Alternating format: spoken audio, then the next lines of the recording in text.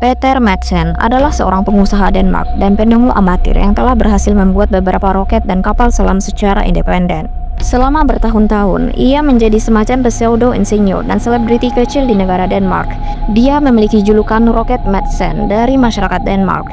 Ketenaran ini berubah ketika pada tahun 2017, seorang jurnalis wanita Swedia, Kim Wall, menghilang setelah naik kapal selam milik Madsen untuk mewawancarainya. Setelah wawancara itu, Madsen muncul di pelabuhan dalam keadaan berantakan dan tanpa ada tanda-tanda kapal selam yang dinaiki bersama Kim Wall.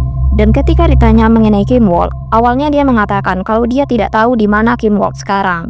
Dia berkata kalau menurunkannya di Reef Chaleoin dan beberapa saat setelah itu kapal selamnya rusak dan tenggelam. Di kemudian hari diketahui kalau dia sengaja menenggelamkan kapal selamnya untuk menghilangkan barang bukti kejahatan yang dilakukannya. Hari berganti menjadi minggu, dan minggu berubah menjadi bulan. Madsen mengubah ceritanya dan mengatakan kalau Kim Wall meninggal di kapal selam miliknya karena kepalanya secara tidak sengaja terbentur kait di kapal selamnya. Lalu kemudian dia mengubah kembali ceritanya dan berkata kalau Kim Wall meninggal karena keracunan karbon monoksida dan dia telah menguburnya di laut.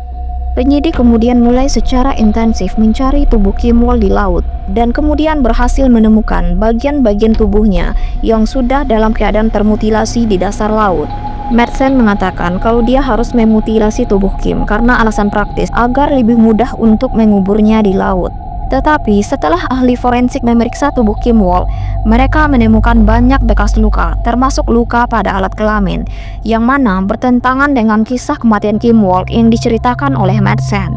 Setelah ditemukan bukti ini, Madsen tidak lama ditahan dan kemudian berhasil dibuktikan bersalah di pengadilan atas kematian Kim Wall. Madsen sempat berhasil melarikan diri dari sel tempatnya di penjara pada tahun 2021.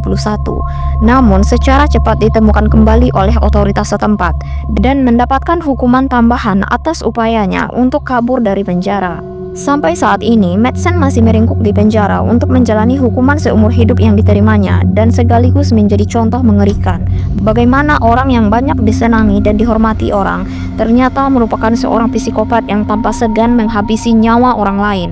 Dan dalam kasus Madsen, dia berhasil menyembunyikan sisi kelamnya selama lebih dari 40 tahun lamanya.